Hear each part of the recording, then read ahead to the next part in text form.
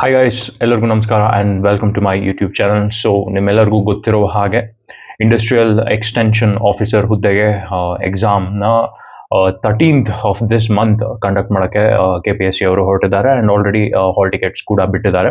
ಇವನ್ ನಾನು ಈ ಎಕ್ಸಾಮ್ಗೆ ಅಪಿಯರ್ ಆಗ್ತಾ ಇದ್ದೀನಿ. I have also downloaded the hall ticket. So ಈಗ ಕ್ವಶನ್ ಪೇಪರ್ ಪ್ಯಾಟರ್ನ್ ಹೇಗಿರುತ್ತೆ, ಎಷ್ಟು ವೇಕೆನ್ಸಿ ಇದೆ ಅಂತೆಲ್ಲ ಚರ್ಚೆ ಮಾಡೋಣ. ಹಾಗೆ ಕಟ್ ಆಫ್ ಎಷ್ಟಿರುತ್ತೆ, ನೀವೆಷ್ಟು ಅಟೆಂಪ್ಟ್ ಮಾಡಬೇಕು ಅಂತಲೂ ಕೂಡ ಈ ವಿಡಿಯೋದಲ್ಲಿ ಒಂದಿಷ್ಟು ಮಾಹಿತಿಗಳನ್ನ ತಿಳ್ಕೊಳ್ಳೋಣ. So first of all vacancies ಬಂದು ಅರೌಂಡ್ 50 ವೇಕೆನ್ಸೀಸ್ ಇದೆ ಫಾರ್ HK, ನಾನ್ ಹೈದರಾಬಾದ್ ಕರ್ನಾಟಕ.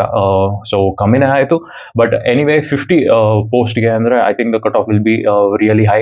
ಯಾರು ವಿ ಎ ಓಗೆ ಟ್ರೈ ಮಾಡಿದ್ರು, ಅದಾದ ನಂತರ PDOಗೆ, KPSC KS ಎಕ್ಸಾಮ್ಸ್ಗೆಲ್ಲ ಯಾರು ರಿಪೀಟೆಡ್ ಆಗಿ ಟ್ರೈ ಮಾಡ್ತಾ ಇದ್ರು ಅವರೇ ಈ ಎಕ್ಸಾಮ್ಸಲ್ಲಿ ಕೂಡ ಅಪಿಯರ್ ಆಗ್ತಾರೆ. ಆ್ಯಂಡ್ ಈ ಎಕ್ಸಾಮ್ ಪ್ಯಾಟರ್ನ್ ನೋಡೋದಿದ್ರೆ ಸಿಮಿಲರ್ಲಿ PDO ಎಕ್ಸಾಮ್ ಏನಿತ್ತು ಅದ್ರ ಪ್ಯಾಟರ್ನ್ ಮೇಲೆ ಕೇಳೋ ಸಾಧ್ಯತೆ ಇದೆ. ಯಾಕಂದರೆ RDPR ಮತ್ತು ಸೊಸೈಟಿ ಮೇಲೆ ರೂರಲ್ ಕರ್ನಾಟಕ ಬೇಸಿಸ್ ಒಂದಿಷ್ಟು ಕ್ವೆಶನ್ಸ್ ಬರುತ್ತೆ ಅಂತ ಹೇಳ್ಬೋದು.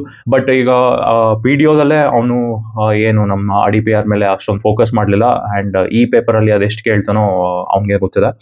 ನಾನು ಇಲ್ಲಿವರೆಗೂ ಬರ್ದಿರುವಂತಹ KPSC ಎಕ್ಸಾಮ್ಸ್ನ ತೊಗೊಂಡ್ರೆ ಅವರು ಸುಮ್ಮನೆ ಸಿಲೆಬಸ್ ಅಂತ ಕೊಡ್ತಾರೆ, ಬಟ್ ಪೇಪರು ಅವ್ರು ಮನ್ಸ್ ಬಂದಿದಂಗೆ ಸೆಟ್ ಮಾಡ್ತಾರೆ. ಸೊ ನೀವು ಯಾವಾಗಲೂ ಗೆಸ್ ಮಾಡೋಕ್ಕಾಗಲ್ಲ ಈ ಎಕ್ಸಾಮ್ಗೆ ಕ್ವೆಶನ್ಸ್ ಈ ಥರನೇ ಬರುತ್ತೆ ಅಂತ. ಕೆಲವೊಂದು ಎಕ್ಸಾಮ್ಸಲ್ಲಿ ಸೈನ್ಸ್ ಮೇಲೆ ಸಿಕ್ಕಾಪಟ್ಟೆ ಕಾನ್ಸಂಟ್ರೇಟ್ ಮಾಡ್ತಾನೆ, ಇನ್ನು ಕೆಲವು ಎಕ್ಸಾಮ್ಸಲ್ಲಿ ಹಿಸ್ಟ್ರಿ ಮೇಲೆ ತುಂಬ ಒತ್ತು ಕೊಡ್ತಾನೆ. And current affairs as usual. ಇಲ್ಲಿ KPSC ಗೊಂದಲ ಆಗೋದಂದ್ರೆ ನ್ಯಾಷನಲ್ ಕರೆಂಟ್ ಅಫೇರ್ಸ್ ಯಾವ್ದು ಓದಬೇಕು, ಸ್ಟೇಟ್ ಕರೆಂಟ್ ಅಫೇರ್ಸ್ ಯಾವ್ದು ಓದಬೇಕು ಅಂತ. But anyway if you have covered well, ನೀವು ಎಕ್ಸಾಮಲ್ಲಿ ಹೇಗೆ ಪರ್ಫಾರ್ಮ್ ಮಾಡ್ತೀರಾ ಅನ್ನೋದೇ ಲಾಸ್ಟಲ್ಲಿ ಡಿಪೆಂಡ್ ಆಗೋದು. ಸೊ ನನ್ನ ಪ್ರಕಾರ if you are very good at marking the questions ಅಲ್ಲ, choosing what questions you have to mark in the exam, so ನಿಮ್ಮ ಒಂದು chances to clear this exam is usually high. ಯಾಕಂದರೆ ಎಲ್ಲರೂ ಓದಿರ್ತಾರೆ, ಬಟ್ ಇನ್ ದಿ ಎಂಡ್ ನಿಮ್ಮ ಆ ಎಕ್ಸಾಮಲ್ಲಿ performance ಹೇಗಾಗುತ್ತೆ ಅನ್ನೋದ್ರ ಮೇಲೆ ಡಿಪೆಂಡ್ ಆಗುತ್ತೆ. ಸೊ ಅಕಾರ್ಡಿಂಗ್ ಟು ಮೀ ಎರಡು ಪೇಪರಲ್ಲೂ ಯು ಹ್ಯಾವ್ ಟು ಸ್ಕೋರ್.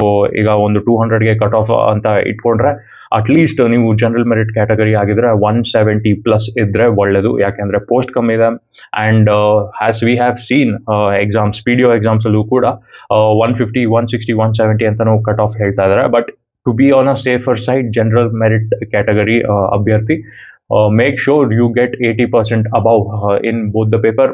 170+ ಬಂದರೆ definitely you will be in, and 180 ಮೇಲೆ ಬಂದರೆ ಅಂತೂ ಐ ಫೀಲ್ ನಿಮ್ಮನ್ನು ಬೀಟ್ ಮಾಡೋಕ್ಕೆ ಯಾರ ಕೈಲೂ ಸಾಧ್ಯ ಇಲ್ಲ ಅಂತ ಹೇಳ್ತಾ ಈ ವಿಡಿಯೋನ ಇಲ್ಲಿಗೆ ಮುಗಿಸ್ತಾ ಇದ್ದೀನಿ. ಸೊ ಆಲ್ ದ ಬೆಸ್ಟ್, ಚೆನ್ನಾಗಿ ಪ್ರಿಪೇರ್ ಆಗಿ. ಒಂದಿಷ್ಟು ಕರೆಂಟ್ ಅಫೇರ್ಸ್ನ ಕೂಡ ನಾನು ಬರುವ ದಿನಗಳಲ್ಲಿ ಕವರ್ ಮಾಡೋಕ್ಕೆ ಟ್ರೈ ಮಾಡ್ತೀನಿ. Thank you. See you in my next blog. ಸಾಧ್ಯ ಆದರೆ politicaldemon.com ವೆಬ್ಸೈಟ್ನ ಕೂಡ ವಿಸಿಟ್ ಮಾಡಿ. Thank you.